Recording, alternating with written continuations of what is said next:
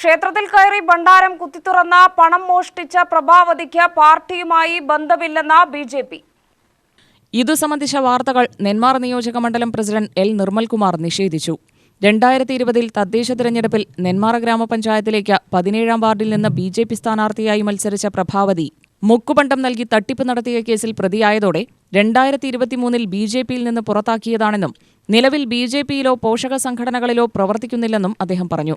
സ്വഭാവദൂഷ്യത്തിന് പാർട്ടിയിൽ നിന്ന് പുറത്താക്കിയയാളെ പാർട്ടിക്കാരിയായി ചിത്രീകരിക്കുന്നത് പ്രതിഷേധാർഹമാണെന്നും മണ്ഡലം പ്രസിഡന്റ് പറഞ്ഞു.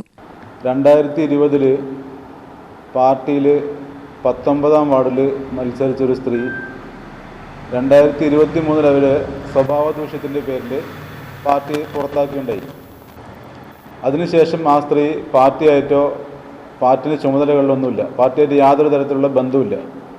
പക്ഷേ റീസെൻ്റ്ലി അടുത്ത കാലത്ത് നടന്നൊരു മോഷണ കേസിൽ അവർ അറസ്റ്റിലാവുകയും വ്യാപകമായി മാധ്യമങ്ങൾ ബി.ജെ.പിയുടെ കഴിഞ്ഞ കാലത്തെ ബി.ജെ.പിൻ്റെ സ്ഥാനാർത്ഥിയാണെന്ന് പറഞ്ഞ് തെറ്റായ വാർത്തകൾ പ്രചരിപ്പിക്കുന്നു. അതിൻ്റെ അടിസ്ഥാനത്തിലാണ് നമ്മളിന്ന് ഈ ഒരു പ്രസ് മീറ്റിംഗ് വിളിക്കാനുണ്ടായ കാരണം. സത്യത്തിൽ ഇവർക്ക് ബി.ജെ.പിയുമായിട്ട് ഒരു തരത്തിലുള്ള ബന്ധമില്ല. അത് മാധ്യമങ്ങളെ അറിയിക്കുക എന്നതാണ് ഈ ലക്ഷ്യം. അതോടൊപ്പം തന്നെ തെറ്റായ വാർത്ത കൊടുക്കുന്ന മാധ്യമങ്ങൾക്കെതിരെ പാർട്ടി നിയമ നടപടിയുമായിട്ട് മുന്നോട്ട് പോകാനാണ് ഇപ്പോഴത്തെ തീരുമാനം. ഈ സ്ത്രീ 2023 പാർട്ടി പുറത്താക്കാനുണ്ടായ കാരണം ഹരിതകർമ്മസേനയിലുണ്ടായ ഫണ്ടിൻ്റെ തിരിമറിയും അതേപോലെ മുക്കുപണ്ടം പണയം വെച്ചെന്നുള്ളൊരു ഇതിൽ ഇവരെ റിമാൻഡ് ചെയ്തതിൻ്റെ അടിസ്ഥാനത്തിൽ പാർട്ടി അന്ന് 2023 പരസ്യമായിട്ട് പുറത്താക്കിയതായിരുന്നു.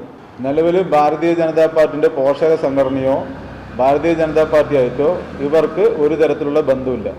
കഴിഞ്ഞ മെയ് 29-നാണ് നെന്മാറ കണിമംഗലം ക്ഷേത്രത്തിലെ ഭണ്ഡാരം കുത്തിത്തുറന്ന് 11,000-ലധികം രൂപ പ്രഭാവതി മോഷ്ടിച്ചത്. കുറ്റം സംബന്ധിച്ച പ്രതി റിമാൻഡിലാണിപ്പോൾ. UTV news, Palakkad.